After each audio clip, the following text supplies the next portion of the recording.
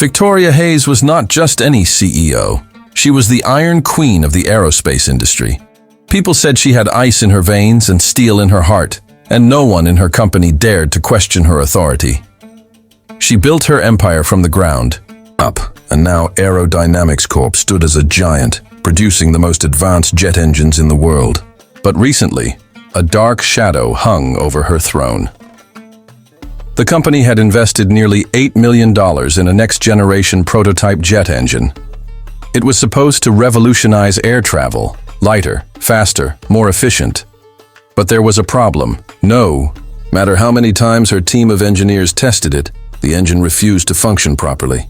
It would either stall halfway, overheat, or simply fail to start. Every attempt ended in disappointment, and Victoria Hayes did not tolerate failure. On a sharp winter morning, she walked through the production facility with her entourage. Men in suits and women in lab coats followed her, all desperate to impress. As she entered the assembly hall, she noticed a boy standing at the far corner near the cafeteria doorway. He was tall for his age, maybe 16 or 17, with sharp eyes that studied the broken jet engine from afar. His name was Daniel Carter, the son of a cafeteria worker.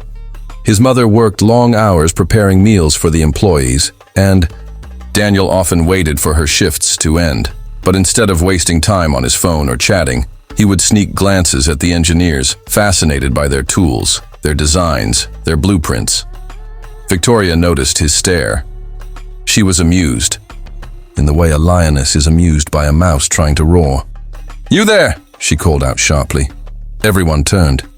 Daniel froze, not used to being addressed by the queen of the company herself. "What's so interesting about this engine to you?" she asked, her voice echoing across the hall.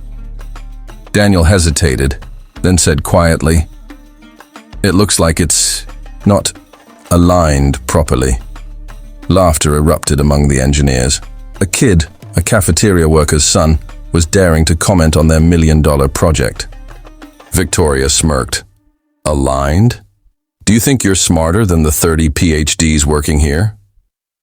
Daniel didn't answer, but his silence only irritated her more. She decided to humiliate him. "Fine," she said, her voice dripping with mockery. "Since you seem to think you see something we don't, why don't you try? This is an $8 million engine.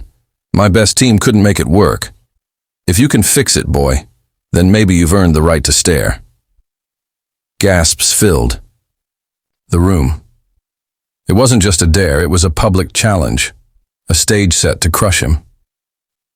The engineers grinned, expecting the boy to retreat in embarrassment.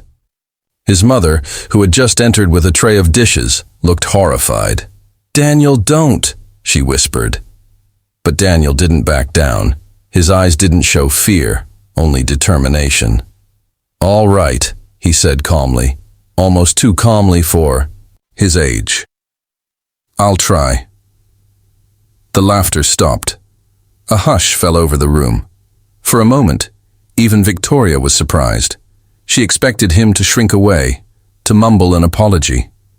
Instead, the boy had stepped into the arena with a courage none of her executives had shown. Victoria leaned back, crossing her arms. "Very well," she said. "Let's see what a cafeteria boy can do with my $8 million prototype. But know this, if you break it further, I'll have you banned from this facility permanently." Her words sliced through the air, like knives. Daniel nodded once, unfazed. He stepped forward, his shoes echoing on the polished floor. For the first time, the mighty jet engine didn't seem like a monster of metal and wires. It looked like a puzzle waiting to be solved. And so, the dare was set. A young boy, underestimated and mocked, against a powerful CEO and her empire. No one in that hall knew it yet, but this moment would mark the beginning of a story that would shake Aerodynamics Corp to its very core. The vast assembly hall of Aerodynamics was filled with silence as Daniel stepped toward the enormous jet engine. The crowd of engineers, technicians, and executives watched with folded arms and mocking smiles. To them, this was nothing but a circus act, an untrained boy trying to solve a problem that had crushed experts with years of experience. But Daniel didn't seem to hear their whispers or notice their laughter. His eyes were fixed on the machine, the way a chess player studies the board before making the opening move. The engine was a monster of steel, copper, and carbon composites. Its turbine blades glinted under the bright overhead lights, and its control panels flickered with lines of code and diagnostic errors. To the experts, it was a maze of complexity. To Daniel, it was strangely familiar. He knelt beside the machine, running his fingers gently across the casing. Every sound, every faint vibration, told him a story. Years of sneaking into the facility during his mother's late shifts had given him a secret education. He had memorized diagrams discarded in recycling bins, watched engineers through glass walls, and studied technical manuals online. What others dismissed as childish curiosity had quietly become a reservoir of knowledge. Victoria Hayes, the CEO, stood nearby with her arms crossed.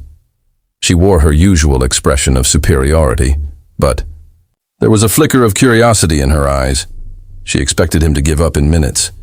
Yet, Daniel worked with a quiet confidence that unsettled even her. "Careful," one of the engineers mocked loudly. "That thing cost more than your entire school." Laughter followed, but Daniel didn't respond. Instead, he crawled beneath the engine, inspecting the turbine blades from underneath. His brow furrowed. Something wasn't right. The alignment was off, slightly, but enough to destabilize the airflow. He tapped the side gently, as if listening for the engine's secret. When he emerged, he walked to the control station. The screens glowed with red error codes. Most would see nonsense strings of letters and numbers, but Daniel's eyes scanned them quickly. There, hidden between repeating loops, was the flaw. A corrupted sequence in the software. "This isn't just a broken engine," Daniel finally said, his voice steady but low. "It's designed wrong." The room froze. No one had ever dared to suggest that Aerodynamics' prized prototype had a fundamental flaw. The engineers looked at each other in disbelief. Some shook their heads, muttering insults. But a few, the more thoughtful ones, leaned in closer. Victoria narrowed her eyes. "What do you mean designed wrong?" she asked sharply. Daniel pointed toward the turbine. "The blades are misaligned by a fraction of an inch. That causes instability at high speeds. And the software..." He turned to the screen. "It's looping wrong. The code keeps trying to correct a problem that shouldn't exist in the first place. That's why it keeps overheating and stalling." Gasps filled the hall. Engineers rushed forward to check the details. Some quickly opened their laptops, pulling up schematics and comparing them with Daniel's observations. To their shock, the boy was right. One of the senior engineers whispered, "How did we miss this?" Daniel didn't gloat, didn't even smile. He simply stepped back, as though the revelation wasn't his victory, but just the truth needing to be spoken. Victoria, however, wasn't pleased. Her empire was built on dominance, on the belief that she and her chosen people were smarter than everyone else.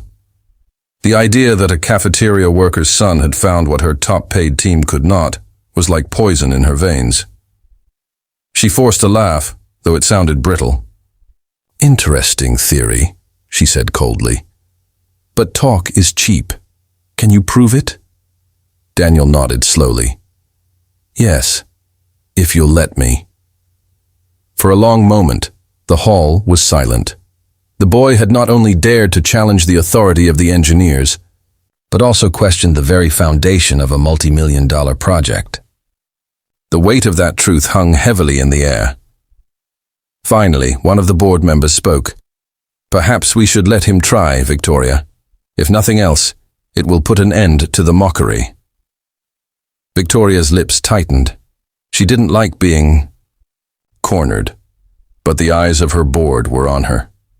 Reluctantly, she gave a sharp nod. "Very well. You have one night. Fix it, or step away forever." Daniel looked at the machine once more. His heart was pounding, but his hands were steady. He wasn't just facing a broken engine. He was standing at the crossroads of destiny. And as the crowd dispersed, whispering in disbelief, Daniel knew one thing. If he succeeded, he wouldn't just fix an engine. He would expose a truth powerful enough to shake the empire of Victoria Hayes. The factory floor was nearly empty by midnight. The bright fluorescent lights buzzed overhead, casting long shadows across the silent hall. Most of the engineers had gone home, muttering about how a boy was wasting time on something 30 experts couldn't solve. But Daniel remained, standing before the colossal $8 million jet engine, sleeves rolled up, determination etched across his face. His mother had begged him to let it go. She knew the weight of this dare wasn't just about fixing a machine. It was about proving himself to a woman who destroyed anyone that embarrassed her. But Daniel had seen something the others hadn't. He wasn't guessing. He was sure. He took a deep breath and started. First, he examined the turbine assembly. The blades were beautiful in design, but dangerously off balance. Even the smallest misalignment in a jet engine could cause catastrophic failure. Daniel carefully loosened the mounts, adjusting each blade with painstaking precision. His hands were steady, though he knew the cost of a mistake, millions of dollars, and his future. As he worked, he whispered calculations to himself. He remembered the countless nights studying diagrams on his phone, memorizing equations most kids his age would never dream of understanding. Every fraction of an inch mattered. Every rotation had to be perfect. Hours passed. Sweat dripped down his forehead, staining his shirt. But he didn't stop.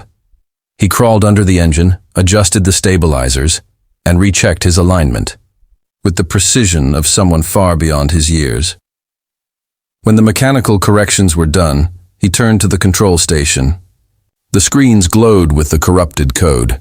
Endless lines of commands scrolled past, repeating the same flawed loop. Daniel's fingers flew across the keyboard, rewriting, deleting, restructuring. He wasn't just fixing the code, he was redesigning its logic from the ground up. He paused once, staring at the screen. They didn't make a mistake, he whispered to himself. This was done on purpose. The thought chilled him, but there was no time to dwell. He needed to finish. By sunrise, the factory floor was alive again. Engineers filed in, smirking as they saw Daniel still at work. They expected failure. But as they gathered, they noticed something strange. Daniel wasn't panicked. He looked calm. Victoria Hayes arrived shortly after, flanked by her board members. Her heels clicked against the polished floor as she approached. She glanced at the boy, then at the engine, her expression unreadable. "Well?" she demanded. Daniel didn't respond with words. He pressed a button. The engine roared to life. At first it was a deep hum, low and steady, like a giant awakening from slumber. Then, as the turbine spun faster, the sound grew into a thunderous, flawless roar. The entire hall vibrated with raw power. Screens lit up green across the control station. No errors, no warnings. Every reading was perfect. Gasps filled the room. Engineers rushed forward, staring at the monitors in disbelief. For months, the engine had failed every test. Now, under the hands of a cafeteria worker's son, it was performing better than ever. He did it, one of them stammered. Daniel stepped back, wiping his hands on his jeans. His face was tired, his eyes red from exhaustion, but there was a quiet pride in his expression. He had done what no one else could. The crowd of engineers was torn between admiration and envy. Some clapped reluctantly, while others simply shook, their heads in disbelief. But all eyes eventually turned to Victoria Hayes. Her smile had vanished.